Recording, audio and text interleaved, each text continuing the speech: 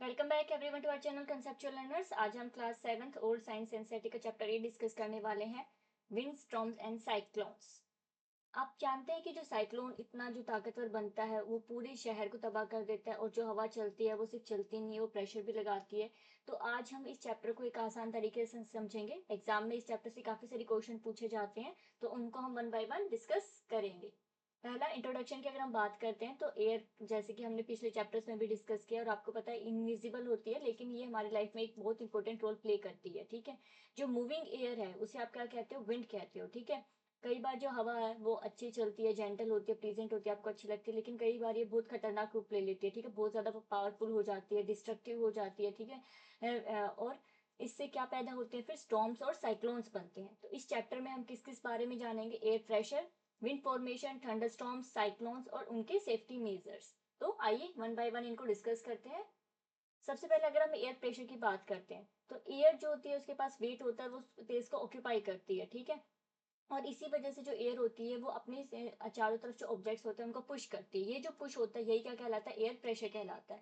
जैसे कि आप देखते होंगे कि अगर आप साइकिल का जो टायर होता है, ठीक है, जब उसमें हवा भरते हो तो वो टाइट हो जाता है। ठीक है, जब बलून्स जो होता है उसमें हवा भरी जाती है तो वो एक्सपेंड हो जाता है। ऐसे ही जब वो आप देखते हो कि जो फ्लैग होता है वो फ्लटर करने लगता है, तो वो प्रेशर अप्लाई कर रहा है, जिसकी वजह से सारे के सारे ये जो आपको इंस्टेंसेस हैं वो देखने को मिलते हैं। यहाँ पे एग्जाम्पल्स जो दिए हुए एनसीईआरटी में उनकी हम बात कर लेते हैं। नॉर्मल जो एटमॉस्फेयर प्रेशर होता है वो 1 एटमॉस्फेयर का होता है। यहाँ पे एक एक्टिविटी मेंशन की गई है। सबसे पहले हमने क्या किया, एक कैन में वाटर जो है, टिन कैन, उसमें उसको बॉईल किया। ठीक है, नॉर्मल एयर जो है उसके बाद जब वो स्टीम बन गया तो हमने क्या किया, उसको एकदम से ठंडा पानी ऊपर डाल दिया ताकि जो स्टीम बनी थी वो वापस से लिक्विड फॉर्म में कन्वर्ट हो जाए। इससे क्या हुआ, बाहर जो प्रेशर था वो ज्यादा था, लेकिन जो अंदर का प्रेशर था, हीट करने से एयर एक्सपेंड हुई लेकिन जब हमने उसको कूल वाटर डाला तो वो जो एयर थी वो एकदम से लो प्रेशर में कन्वर्ट हो गई, जिसकी वजह से बाहर का जो प्रेशर था वो ज्यादा हुआ, और जो हमारा कैन है वो एकदम से जो है वो क्रश हो जाता है। ठीक है, तो इसका मतलब क्या है कि ये जो एयर है वो क्या कर रही है? प्रेशर अप्लाई कर रही है। नाउ नेक्स्ट, हम एक्सपेरिमेंट्स की बात करते हैं यहाँ पे। तो जब आप एक बोतल में एक जो पेपर है उसको डालते हो, पेपर की बोल को, और उसमें एयर को ब्लो करते हो, तो आप देखोगे कि जो पेपर है वो पीछे की तरफ नहीं जाता, वो बार बार आगे की तरफ जाता है। क्योंकि जब आप एयर ब्लो कर रहे हो उसके अंदर, तो यहाँ पे एक लो प्रेशर एरिया क्रिएट हो रहा है, और बाहर जो बोल का एंड है, दूसरी एंड, उस पर क्या है? हाई प्रेशर है। जो ये हाई प्रेशर है, ठीक है, ये क्या कर रहा है ये जो ये पेपर बोल है इसको बार बार बाहर की तरफ पुश कर रहा है। नाउ ऐसे ही हम बलून्स का एग्जांपल जब लेते हैं, दो बलून्स को जब एक थ्रेड से बांधते हो आप और बीच में हवा जो है उसको देते हो, तो देखते हो कि ये जो बलून है वापस से ये अपने पास आने की कोशिश करते हैं, क्योंकि जो बाहर वाली जो एयर है वो इनको पुश करती है पास से आने के लिए, बेशक आप कितनी भी यहाँ पे जो एयर है उसको ब्लो कर लो। तो इससे क्या पता चलता है कि ये जहाँ पे स्पीड ज्यादा होती है विंड की, वहां पे क्या क्रिएट होता है? लो प्रेशर एरिया क्रिएट होता है। और जहाँ पे स्लो होती है वहां पे हाई एयर प्रेशर होता है, जैसे कि हमने यहाँ पे देखा कि जो दूसरा एंड है यहाँ पे हाई प्रेशर है। इसके अलावा जो बाहर की तरफ है वहां पे भी क्या है? आपका हाई प्रेशर है। ठीक है, तो इसका जो सिंपल रूल है वो क्या होता है कि जब एयर हीट अप होती है तो एयर एक्सपेंड होती है। ठीक है, जब एयर कूल डाउन होती है तो वो कंडेंस होती है। ठीक है, और हमेशा जो आपकी एयर है, ठीक है, वो वार्म एयर लाइटर होने के कारण ऊपर उठती है, जो ठंडी हवा होती है वो कंडेंस होने के कारण नीचे आती है। तो जो एयर फ्लो होता है वो हमेशा कहाँ से होएगा? हाई प्रेशर से लो प्रेशर की तरफ होता है। जिस चीज आप देख सकते हो जहाँ पे भी ये लो प्रेशर होगा वहाँ हाई प्रेशर जो है कि जो एयर है, ठीक है, वो वहां पे उसका स्पेस लेने के लिए ये आ जाती है। अगर हम विंड एक्शन की बात करते हैं अर्थ के ऊपर, तो आप देखोगे कि अर्थ जो है अपने एक्सिस पे रोटेट करती है। यहाँ पे आप देखोगे कि जो इक्वेटर है, ठीक है, वहां पे जो सनलाइट है सीधी आती है, यहाँ पे जो एयर है वो हीट अप जल्दी होती है और एक्सपेंड होती है, ऊपर की तरफ उठती है। वहीं पे अगर हम पोल्स की बात करते हैं तो यहाँ पे जो टेम्परेचर है वो लो रहता है, तो यहाँ पे आपका जो कंडेंस एयर आपको देखने को मिलती है। तो जब हॉट एयर राइज अप होती है और जो कोल्ड एयर होती है वो इसकी जगह लेने के लिए इस तरफ आती है, लेकिन अर्थ रोटेट कर रही होती है तो ये हॉरिजॉन्टल सीधा वर्टिकल उसमें मोशन नहीं होता है। इस तरह से ये थोड़ा रोटेटरी मोशन में आपको दिखाई ये देता है। जो अनइवन हीटिंग हो रही है अर्थ सरफेस के कारण, इसी से जो आपकी ये जो विंड है वो जनरेट होती हैं और जो आपको करंट्स देखने को मिलते हैं, ठीक है, विंड करंट्स हो गए, ओशन करंट्स होंगे, वो इसी रीजन से आपको देखने को मिलते हैं। नाउ अगर हम बात करते हैं इंडिया में, तो इंडिया में जो मानसून है आपने सबने सुना है, पढ़ा है इसके बारे में। जो हमारे जून से लेके सितंबर अक्टूबर का जो महीना होता है वो मानसून होता है। मानसून एक अरेबिक वर्ड है जिसका मतलब है मौसम यानी कि सीजन, ठीक है। इसमें क्या होता है, जो हमारे यहाँ पे एक पर्टिकुलर आप कह सकते हो सीजन आता है जिसमें काफी बारिश होती है। अब इसका रीजन क्या है, जो समर्स आती हैं तो हमारी ये जो लैंड होती है वो जल्दी हीट अप होती है, ठीक है, ओशन के कंपैरिजन में तो जो हॉट एयर होती है वो लैंड से ऊपर उठती है। इसका स्पेस लेने के लिए ये जो कोल्ड एयर होती है ओशंस की वो लैंड की तरफ आती है, ठीक है। और इससे क्या रिजल्ट होता है, ये हैवी रेनफॉल आपको देखने को मिलती है, जो कि सबसे बड़ा फैक्टर आप कह सकते हो कि सर्वाइवल के लिए जरूरी है। नाउ विंटर्स की अगर हम बात करते हैं तो विंटर्स में रिट्रीटिंग मानसून आता है। यहाँ पे क्या होता है, अब जो लैंड है वो ठंडी हो जाती है, ठीक है, और जो ओशंस है वो गर्म हो जाते हैं, तो यहाँ पे ओशंस की एयर ऊपर उठती है और इसकी जगह लेने के लिए जो कोल्ड एयर है लैंड से वो जो है इस ओशंस की तरफ आती है। तो यहाँ पे रिट्रीटिंग मानसून आपको देखने को मिलता है, ठीक है। यहाँ पे ड्राई विंड्स होती हैं और मिनिमम रेनफॉल आपको देखने को मिलता है। नाउ अगर हम बात करते हैं कि थंडर स्टॉर्म कैसे बनता है, इंडिया जो है एक ह्यूमिड ट्रॉपिकल क्लाइमेट, अगर आप देखोगे इसका आपको देखने को मिलता है इक्वेटर रीजन के पास। यहाँ पे सबसे पहले तो आप देखोगे, अभी हमने ये जो मानसून डिस्कस किया था इसमें समर और विंटर दोनों केसेस हमने लिए थे। तो समर वाला जो केस है उसमें आप देखोगे कि ये जैसे जैसे लैंड जो होती है वो हीट अप होती है तो ओशंस की जो एयर है वो लैंड की तरफ आती है। नाउ जो ग्राउंड का टेम्परेचर है वो क्या करता है, अपवर्ड राइजिंग विंड्स को प्रोड्यूस करता है कि जो कि स्ट्रोंग होती हैं काफी ज्यादा। ये विंड्स क्या करती हैं, धीरे धीरे करके ऊपर उठना स्टार्ट होती हैं, ठीक है, और अपने साथ में जो होती हैं विंड ड्रॉपलेट्स जो है उनको भी लेके जाती हैं। जब एक हाइट पे पहुंच जाती हैं तो ये कंडेंस होना स्टार्ट हो जाती हैं, ठीक है, और यहाँ पे क्लाउड फॉर्मेशन होना स्टार्ट हो जाती है। जब इन क्लाउड्स के बीच में फ्रिक्शन होता है, स्टैटिक फ्रिक्शन होता है, तब आपको लाइटनिंग और थंडर देखने को मिलती है। तो इस तरह से जो आपका थंडर स्टॉर्म है वो आपका बनता है। नाउ अब बात करते हैं कौन कौन से स्टेप्स इसमें इन्वॉल्व है। सबसे पहला वेपोराइजेशन, वाटर जो है हीट को एब्जॉर्ब करता है, ठीक है, एटमॉस्फेयर से, और हीट अप होके वेपर्स होते हैं वो राइज होना स्टार्ट हो जाते हैं।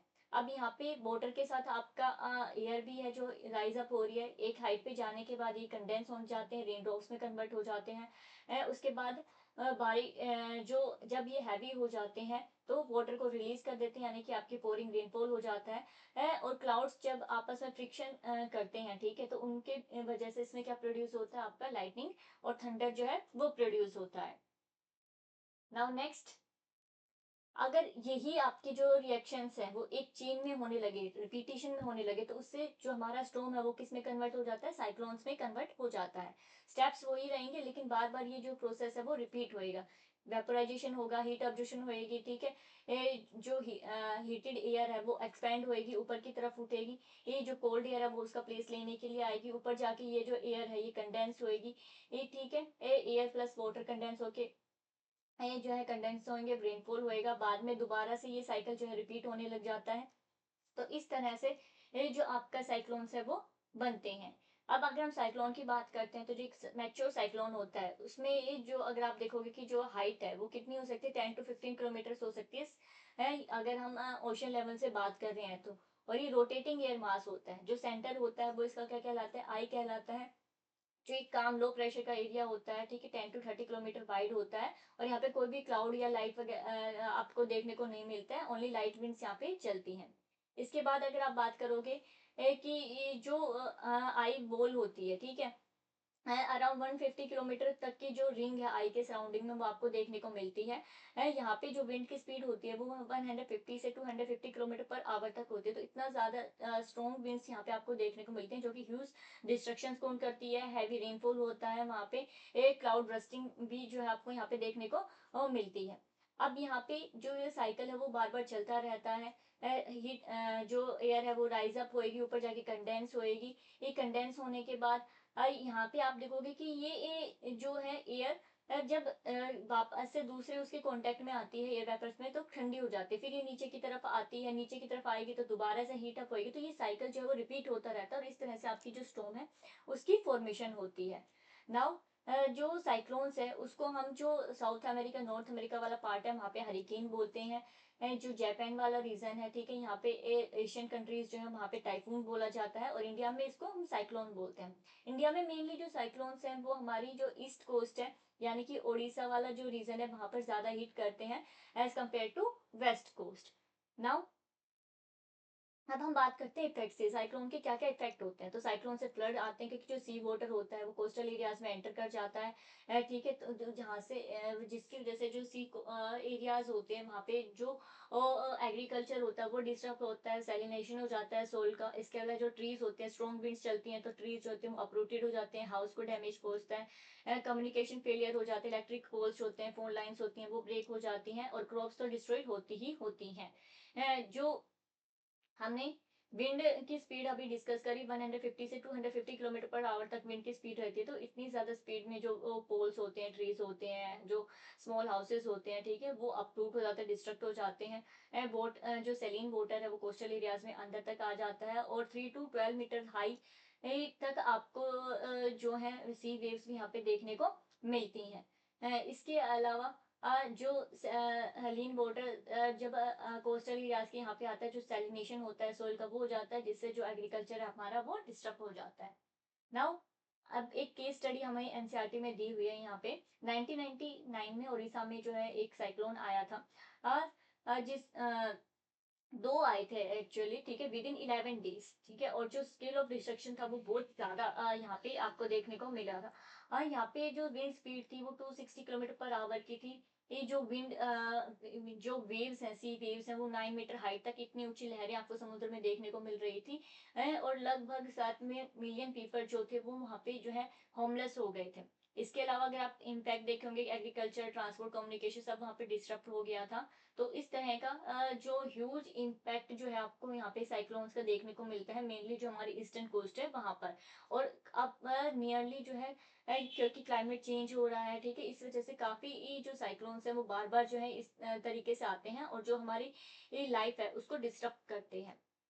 नाउ अब बात करते हैं टोर्नेडोज की। तो टोर्नेडोज क्या होते हैं, ये एक जाइंट वैक्यूम की तरह वर्क करते हैं, ठीक है। जैसे साइक्लोन्स आपको सी में देखने को मिलते हैं वैसे ही जो टोर्नेडोज होते हैं, ठीक है, वो नैरो होते हैं, कंसंट्रेटेड फनल जैसे होते हैं, यहाँ पे आप देख सकते हो। लेकिन ये कहाँ पे बनते हैं, ये लैंड पे आपको देखने को मिलते हैं। इंडिया में ये टोर्नेडोज जो है नहीं बनते हैं, लेकिन जो अमेरिका वाला रीजन है आपका, ठीक है, नॉर्थ अमेरिका, वहाँ पे जो है काफी सारे टोर्नेडोज आपको देखने को मिलते हैं। यहाँ पे ये भी जो फनल जो है इसका जो सेंटर है वहाँ पे लो प्रेशर क्रिएट होता है, ठीक है। तो ये एक वैक्यूम की तरह वर्क करता है जो सब चीजों को अपने अंदर सब कर लेता है, ठीक है। जितने भी डस्ट होती है, डेब्रिस होते हैं, व्हीकल्स होते हैं, इतनी तेज इसकी स्पीड होती है कि सबको अपने साथ उड़ा के ले जाता है और ह्यूज डिस्ट्रक्शन जो है टोर्नेडो से कोज होता है। अगर हम स्पीड की बात करते हैं तो जो वोलेंट टोर्नेडोज होते हैं उनकी स्पीड 300 से किलोमीटर पर आवर तक उनकी स्पीड जो है वो हो सकती है। नाउ डिफरेंस की बात करते हैं तो साइक्लोन और टोर्नेडो में जो साइक्लोन की एरिया जो आप देखोगे वो कितना होता है, 150 किलोमीटर वाइड तक, इतना चौड़ा एरिया जो वो ये साइक्लोन कवर कर सकता है। टोर्नेडोज होते हैं वो स्मॉल होते हैं, ठीक है, 1 मीटर to 1 किलोमीटर वाइड इनका जो एरिया होता है, पेरिफेरी होती है, वो होता है। ओरिजिन की बात करते हैं तो साइक्लोन्स हमारे ओशंस में बनते हैं, टोर्नेडोज हमारे लैंड के ऊपर बनते हैं। और इनके साथ साथ में जनरली थंडरस्टॉर्म और साइक्लोन्स आपको देखने को मिलते हैं अगर कोस्टल एरियाज हैं तो। Wind speed 150 to 250 kilometre per hour रहती है साइक्लोन्स में, टोर्नेडोज में ये 300 किलोमीटर पर आवर तक रहती है। अगर मैकेनिज्म की बात करते हैं तो एक लूप जो है वो यहाँ पे क्रिएट हो जाता है जिसमें जो हीटेड एयर है वो ऊपर की तरफ जाती है, फिर कूल डाउन होती है, फिर कंडेंस होकर वापस नीचे की तरफ आते हैं, फिर हीट अप होती है। तो इस तरह से एक चेन रिएक्शन यहाँ पे साइक्लोन्स में आपको देखने को मिलती है। अगर हम टोर्नेडोज की बात करते हैं तो एक फनल की तरह होता है, वैक्यूम की तरह एक्ट करता है जो सब चीजों को अपने अंदर वैक्यूम लेता हुआ चला जाता है due to extreme low air pressure की वजह से, और उनको फिर ऊपर जाके ये इजेक्ट करता है। तो इस तरह से जो टोर्नेडोज हैं वो बनते हैं।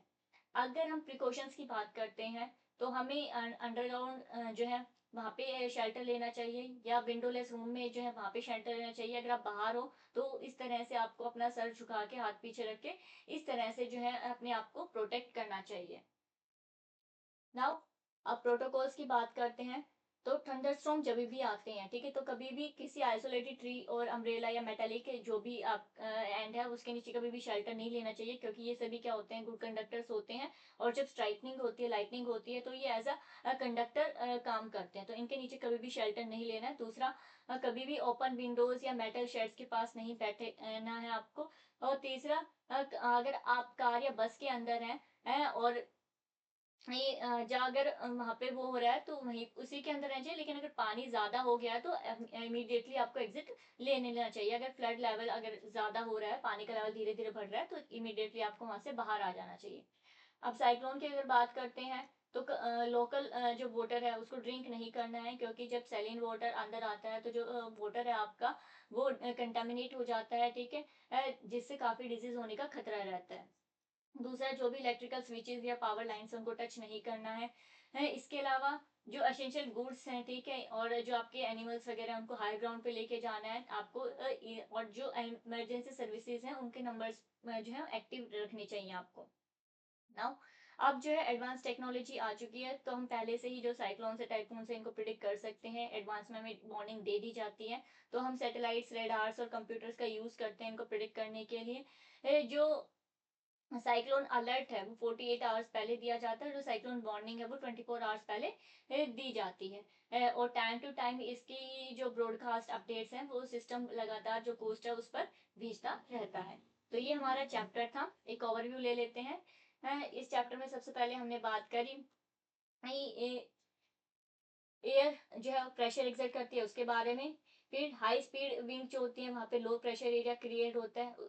देन जो हीटेड एयर होती है वो एक्सपेंड होती है और ऊपर की तरफ जाती है, कोल्ड एयर उसका प्लेस लेती है। विंड्स जो होती हैं बनती हैं अनइवन हीटिंग अर्थ सरफेस की वजह से, जो विंड्स हैं वो बनती हैं और हमेशा हाई प्रेशर यानी कि कूल जो होती है वहां से लो प्रेशर की तरफ जाती है। नाउ इसके बाद हमने मॉनसून विंड्स को डिस्कस किया। देन थंडरस्टॉर्म्स, साइक्लोन फॉर्मेशन पढ़ी, स्ट्रक्चर ऑफ साइक्लोन हमने डिस्कस किया। उसके बाद उसके डैमेजेस को देखा एंड सेफ्टी मेजर्स को देखा। देन हमने जो वार्निंग सिस्टम है उसको डिस्कस किया। तो आई होप आपको वीडियो पसंद आई होगी। चैनल को लाइक शेयर सब्सक्राइब करें और ये जो माइंड मैप प्रोवाइड किया गया है इसको अच्छे से रीड